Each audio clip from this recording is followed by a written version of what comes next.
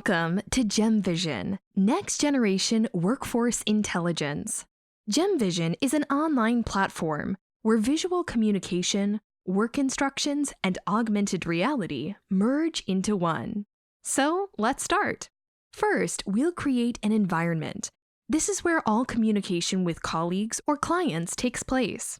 Go to gemvision.io and sign up for the free trial. Fill in your credentials and continue with the registration. Once completed, you can immediately access your environment.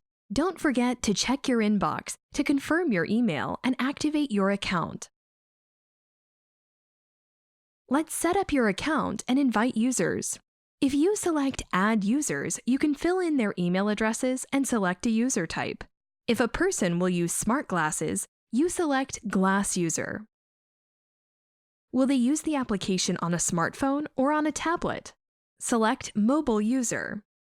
And if they will use Gemvision from a browser on a laptop or PC, because they provide remote support to field users or provide client support in the call center, then select Desktop User. Next to these internal user types, you have one external user type, the Gem Assist user. This is for clients that use the app, so they can start a video call for when they can use your help.